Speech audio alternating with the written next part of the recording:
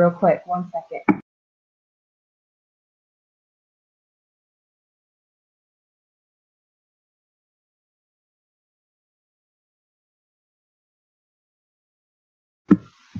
Okay, sorry. You're good. I think so.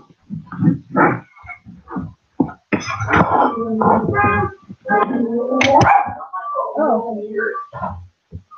I don't, maybe. Give me 1 sec, Michael. I'm sorry.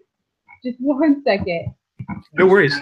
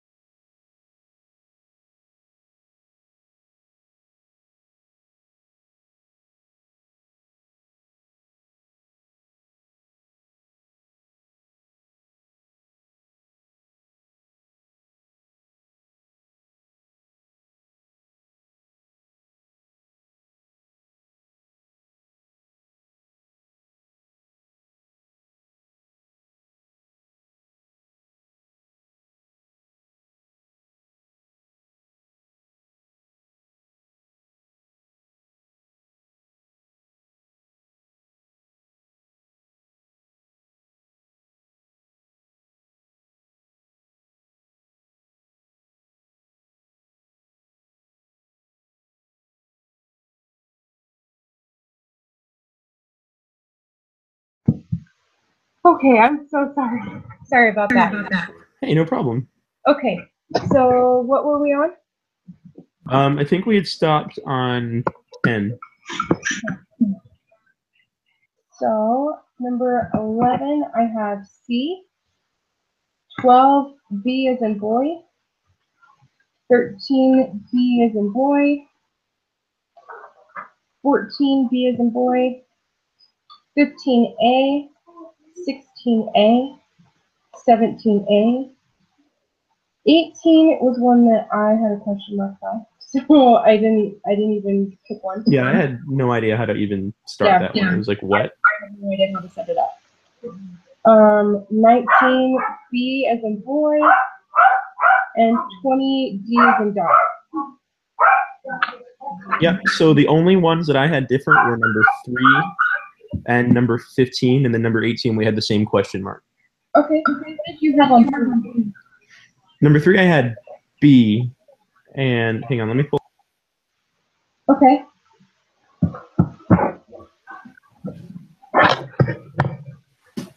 Okay, so 3 was one I wasn't sure. Oh, hey. Hey. Sorry, we were having computer issues at work. So. That's okay. No worries. All right, did you go through all the answers already or not yet? Yeah, we did. I can go back to them. Yeah, can you just real quick? Yeah, give me just a second here.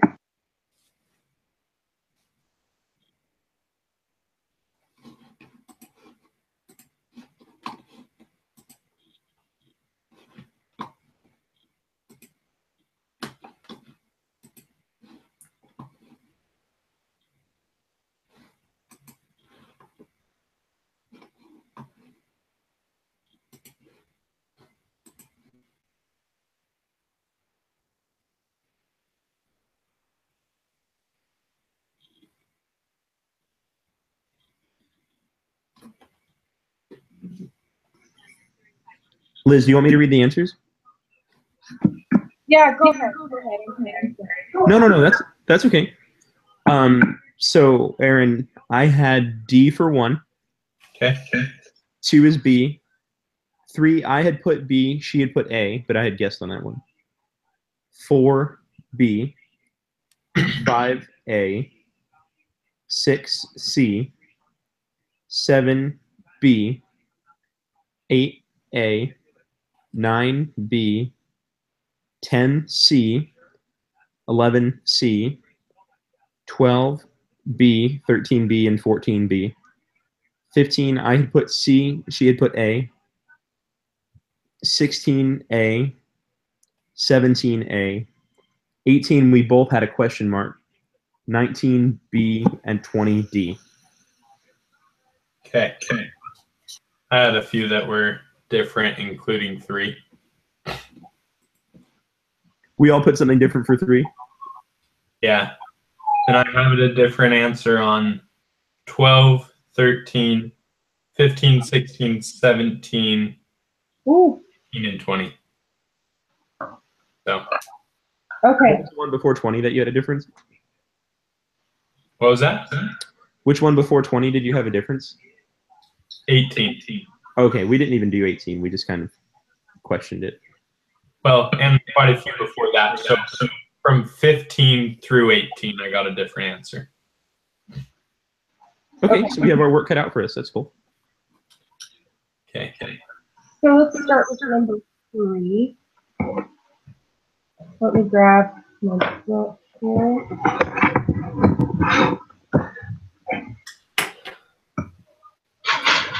And so 3 says, which of the following is a store of value? Cash and stocks, cash but not stocks, stocks but not cash, or neither cash nor stocks? And I had put cash but not stocks, but I guess A makes a lot of sense now that I think about it, because you can cash out a stock and get the value back or get it less or more. Let me get over to the book. Yeah, that's a good idea.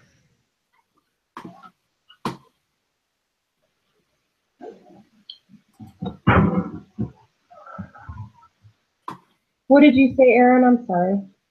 I put C. Okay. Hold on. Let me get to the book, though, because I need to look again at the... Yeah, and I'm sorry about all the distraction. I've got people coming and going, and it's a little crazy right now. No worries. Let's see.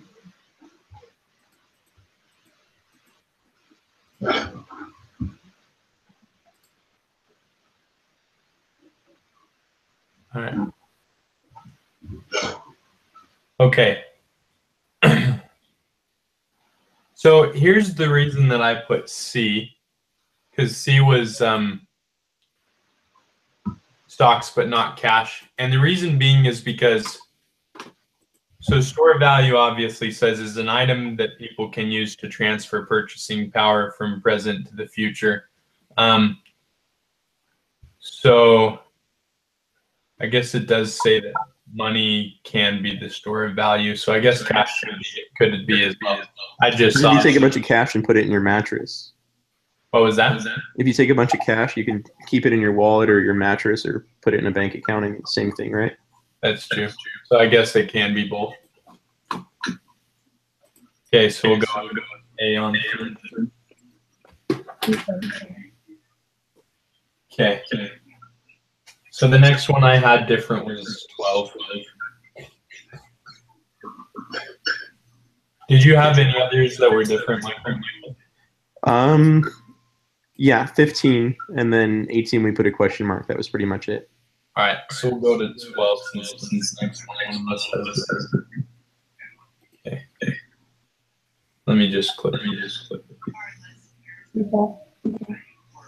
Are either of you guys What is that? Sorry. do either of you guys hear an echo? Yeah. You're getting an echo too? No, I'm not. I was. Oh, you fixed it. Well, Michael. Yeah, that was me. Does it still echo? I don't know. Huh. I have to leave my mic on mute because it's very close to my speakers. Oh, okay. Unless I'm too lazy to put on headphones, that's probably what it is. Yeah, I don't use the headphones either. All right. Okay, number 10 or 12, right? Yeah. Oh, yeah. So I didn't understand the equation because they were doing all sorts of weird stuff in the book. So if any of you can explain the equation, that would be great. But all that I found in the book was a point where it had said that Where's the ratio thing at? It would. I remember this one from the Applia homework, but I don't remember what I did. So I think, well, I know how I got it. I'm not sure what it's called. Okay, let's see. If R is the ratio of reserves to deposit, let's see, then the ratio of deposits to reserves in the banking system, oh, sorry, must be 1 over, I'm sorry, my allergies are just so bad Bless today. you. So if R is the ratio in reserve, so 5%, then the money multiplier is what we need, which is 1 over R. So if it's 5%, then it's 1 over 5, or so I did 5 over 100, so that's 5%. Oh yeah, and then you multiply it. And then, yeah, and then you take the inverse and then multiply it by that $500.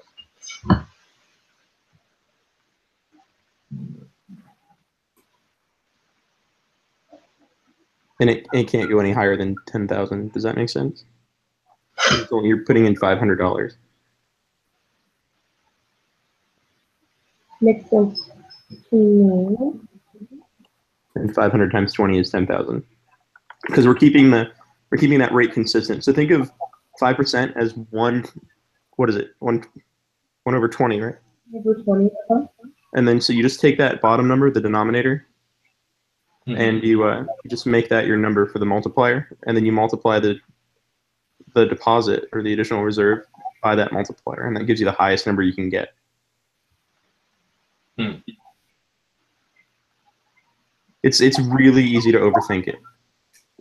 Yeah, I don't know. I mean, just what throws me off is in the book, it says in our example, R equals 1 over 10, so the money multiplier is 10. Right. Yes, and this time it's 1 over 20, so it's 20. Wait, Mhm. it's 1 over 20? Yes, because 1 over 20 is 5%. Okay. And 1 over 10 is 10%. Okay. Does that make sense?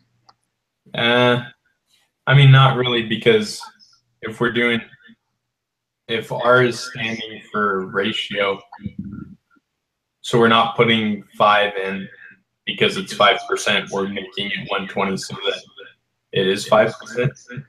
Well, yeah, so if you divide 100 by 20, you get 5. For me, I did 5 over 100 because it's 5%, and then you reduce it, and that becomes 1 over 20.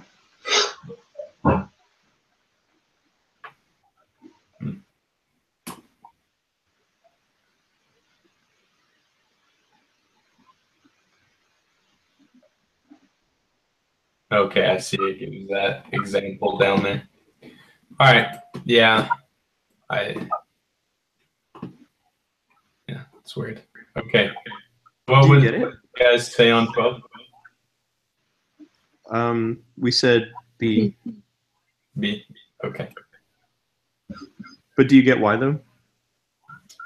I mean, I guess if we're making R be 5%, then we're putting 1 over 20. So it's 1 over 1 over 20, which makes it 20. Mm-hmm. Yeah. And then 20 times 500 Mm-hmm.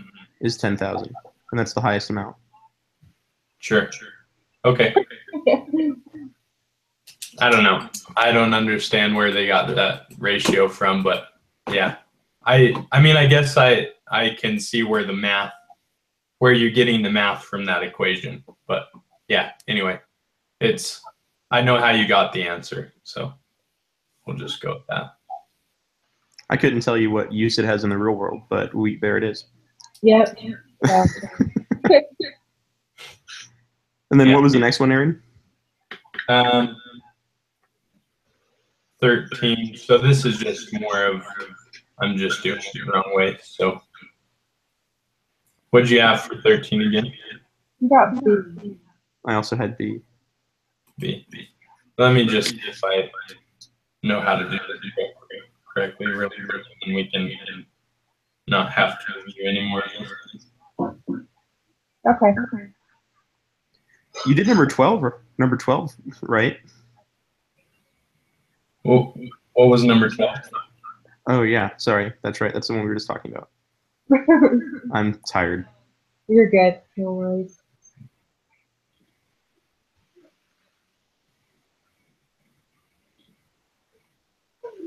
All right. Yeah, we're good there. So, all right. I understand what you're doing with the equation. So you see that it'll be 12.5? Uh-huh. Okay, perfect. Mm-hmm. Okay. All right. So 15. What did you guys put for 15?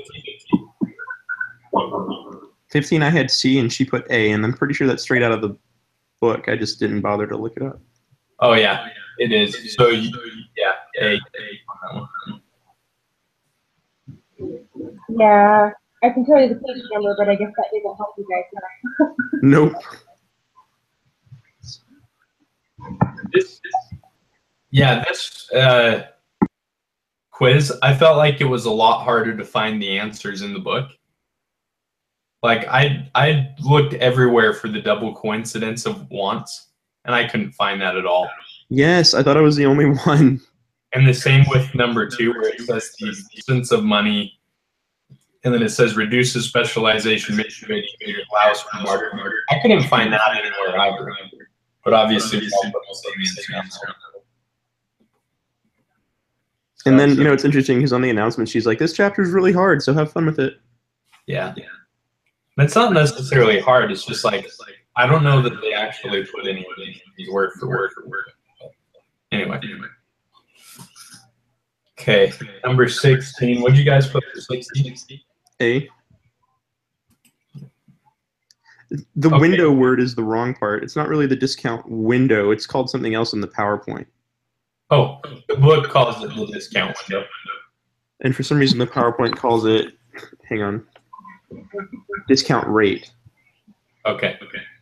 So, and I couldn't find the term auction facility anywhere. And that's in the PowerPoint.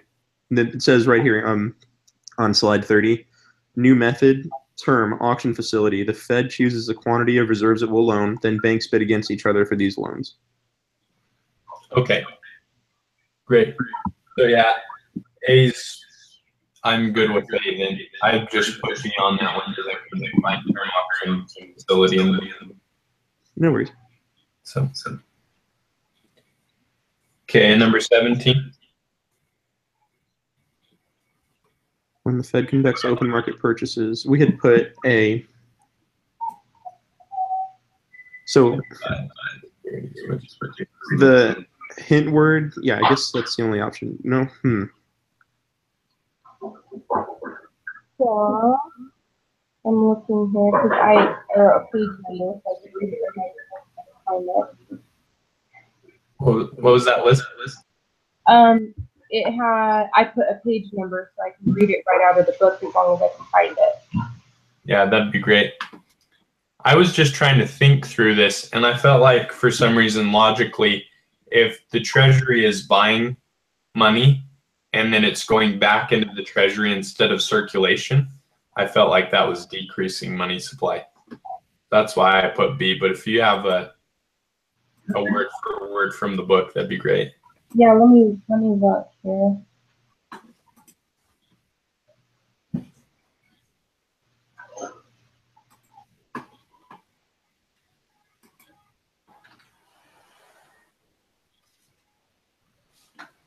I think, let me see if this answers it.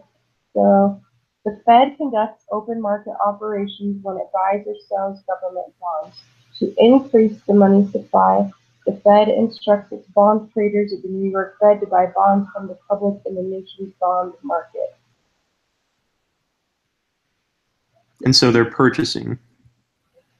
So when the Fed conducts open market purchases, it buys Treasury securities, which will increase the money supply. Mm-hmm. Does that make sense? Oh, Yes, it does make sense actually, because then the Fed is receiving bonds, and then they're giving money to whoever Exactly. owns the bonds. Okay. Yep, that makes sense. All right, and then number 18. We didn't have any idea how to do 18, but you have an answer, right? Yeah, I don't think I knew how to do it either, actually. I hate how we get homework and exam questions that aren't really covered in what we studied. Yeah. Maybe I could get above a C on an exam. Yeah. Let's see here. So, well, what we can find, I guess, is we know what Tazi's required reserves are, and that's 300 million. And then, so we could see what their total is, which I think was 8,100 was their total. And so if we define what percentage of 8,100 300 million is, then we can know what their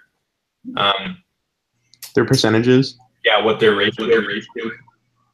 So let me find that really quick. So I got 3.7 being their ratio.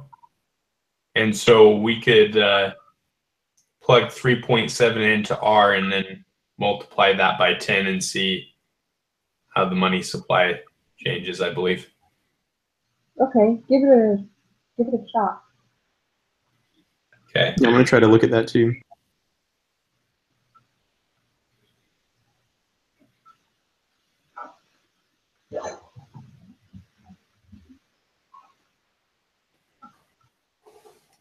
Yeah, maybe that doesn't work.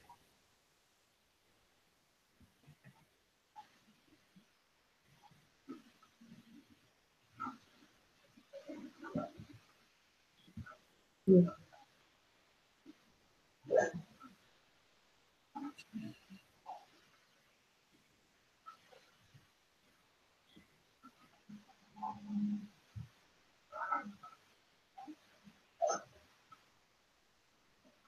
Yeah, I have no idea. Okay. Let me. Okay, so the bank itself is loaning out $10 million. I'm just going to call it dollars. Yeah. Suppose also that both the reserve requirement and the percentage of deposits held as excess reserves stays the same. By how much would the money supply change? What? Okay, so they just took out 10 million Oh, wait. Okay. in a loan. And so if the money supply is staying the same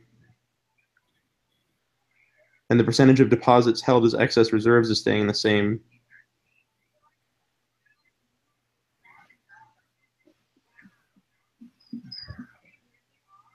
$75 million are excess. I feel like we have to add up the numbers in the big word problem like Aaron was talking about. Yeah. I think we're supposed to add up some things. I'm not sure what is to be included and when.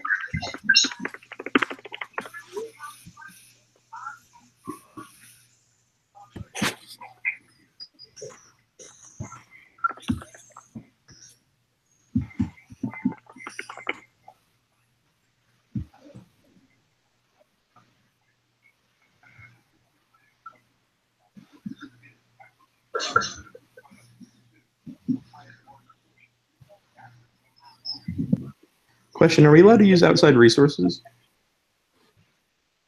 I would think it was fine. On these, I would think so. I'm not Yeah, if sure. it's a group quiz, right? Not an exam. Right.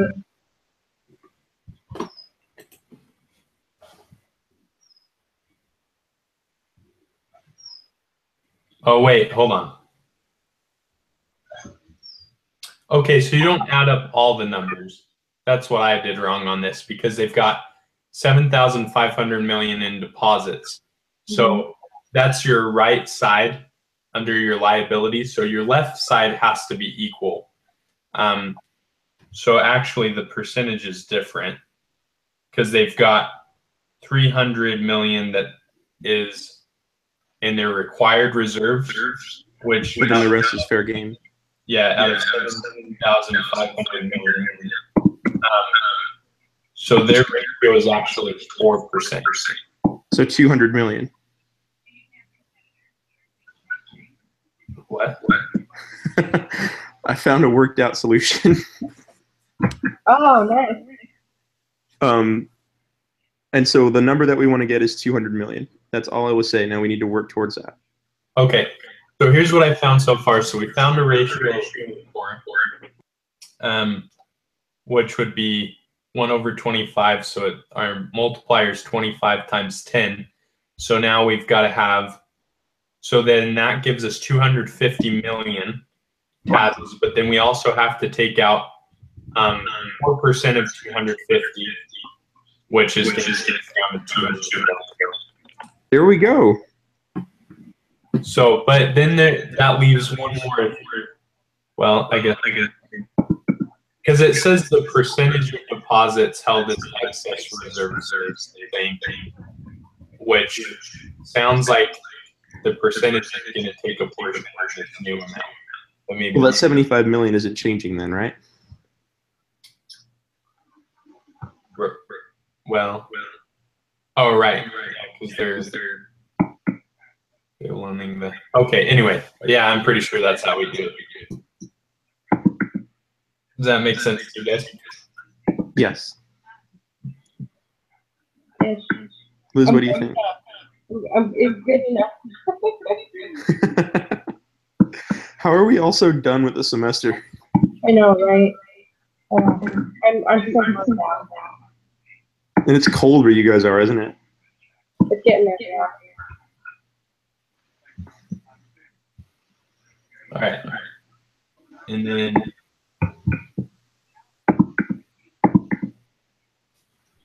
question 19, we all got B. Yes. And then 20, you guys got D as well. D? Mm-hmm. D is in dog, right? Yeah. Okay. Is there a word for word answer in the book on this one? Let's see. I have a page started. There is.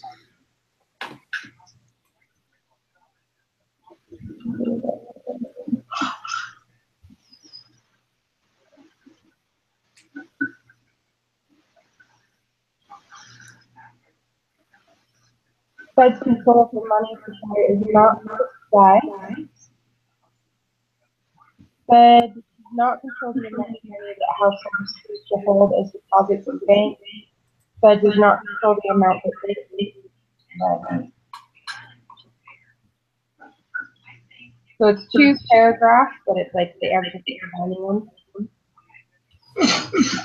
Okay. Sorry, I can't. It's echoing to hear what you're hearing. Liz, what section is that? It's under 16-4C, problems in controlling the money supply. 16 dash what? 4C, problems in controlling the money supply. Is the echo fixed again? No, sorry, I'm just trying to find this. I have my mic off. Yeah, you're good. You want me to read it again? No, I'm reading this right here. Okay. Oh, I'm sorry about my sniffles, guys. Okay, so you guys put D because it depends on how much money depositors are in the bank. Mm-hmm. Okay. Yeah. That I just understood it a different way because they said that the more money households deposit, the more reserves the bank has. So I kind of put C on that one because they don't necessarily know how much money households have. But anyway, I guess that's a good point too. That's a good point. But does it matter how much they have unless it's in the bank? Not necessarily, I guess, because this is saying that's control of y is not precise. Because I think D makes more sense from the book standpoint, from what they said. But I feel like, literally speaking, you know, you never know how much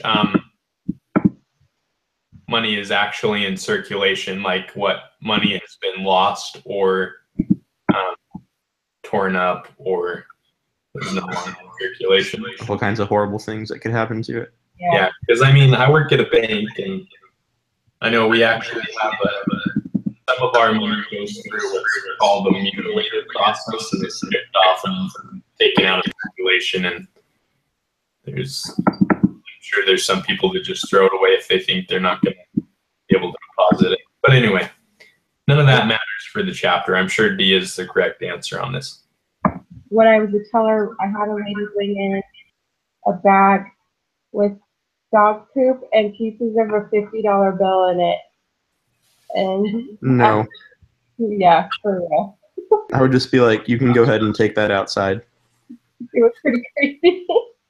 So do we think B or D? I think Wait, C? D. As in David. And Aaron, you're saying B? No, D. I'm going to submit with D. C is what I had said before, but I think D is the correct answer. Did I forget to put 9 in? Let's see how we did. 20 out of 20. Nice. 20 out of 20? Yeah. Yeah, there we go. That helps. All right, good work. Yeah, thanks, guys. I got a 72. Nice. How did you do? I got a 66. Not bad either. Okay, she said these exams are horribly hard. Yeah, well, and I should have studied better. I got like a B plus on that first exam. See, I did the opposite. I got a D and then a C, and then Liz got a 96. Oh, nice. I got an 84 and then an 82. You got what? 84 on the first one and then 88 on the second one. At least you're consistent. Right? Go for an 86 for the next one. Yeah. All right, guys. I got next week, right? Yes. I think. Sweet. I look forward to it. Okay. Have a good one, guys. You too. Have a good week. Bye. Okay.